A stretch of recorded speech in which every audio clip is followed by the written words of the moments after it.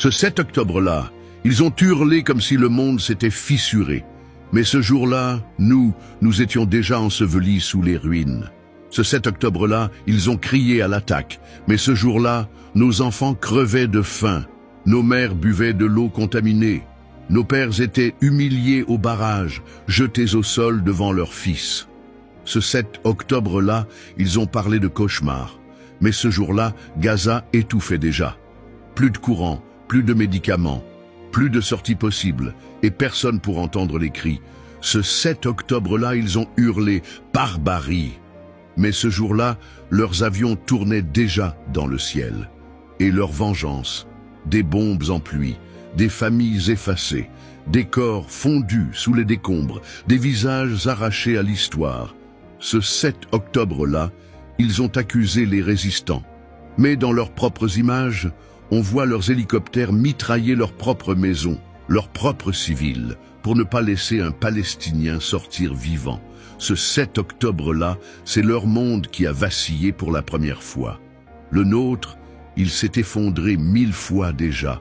Ce qu'ils ont vécu une seule journée, nous l'endurons chaque heure.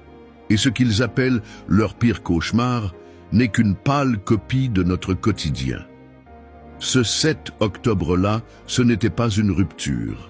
C'était le réel qui a surgi, sans montage, sans commentaire, sans filtre.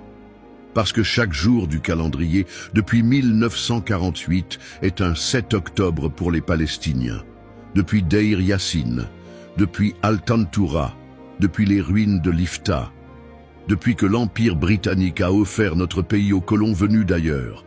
Tout a commencé avant ce 7 octobre-là, avec des accords signés entre assassins, avec des lettres promises à ceux qui n'étaient pas là, avec des armes données à ceux qui venaient pour tuer. Ce 7 octobre-là, ce n'était pas une attaque, c'était la réponse d'un peuple écrasé. Ce n'était pas un dérapage, c'était la déchirure d'un silence trop long.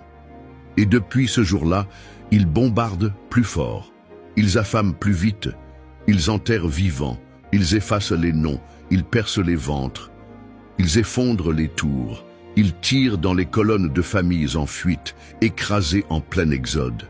Ils ciblent les journalistes, ils rasent les écoles, ils interdisent même les larmes. Et pendant qu'ils comptent les missiles, nous comptons les corps d'enfants mutilés. Alors ne nous parlez plus de ce 7 octobre-là, comme si tout avait commencé là. Ce n'était qu'un jour parmi tant d'autres. Un rappel, une fracture dans votre confort. Car nous vivons tous les jours du calendrier comme autant de 7 octobre. Et chaque jour, on survit à ce que vous ne supporteriez pas une heure. Poème final. Et pourtant, nous sommes toujours là. Dans les gravats, dans les ruelles, dans les silences qui n'ont pas cédé. Nous sommes les ombres qui refusent de disparaître, les noms qu'aucune bombe n'efface, les visages que le ciel reconnaît même quand la terre les trahit. Nous sommes les mères aux bras vides et les enfants sans jambes, sans bras, sans visage. Nous sommes les bébés éventrés par le souffle, les petits corps démembrés qu'on cache sous les couvertures, les visages brûlés qu'on n'ose pas montrer. Et pourtant, nous respirons encore. Chaque jour, ils nous enterrent. Chaque jour, nous repoussons la terre. Chaque jour, ils jurent que c'est fini. Chaque jour, nous recommençons à vivre. Ils ont les avions, les tanks, les satellites. Nous avons les souvenirs, la certitude et cette lumière étrange qui pousse dans les ruines. On nous a tout pris, mais pas la mémoire, pas le nom, pas la dignité.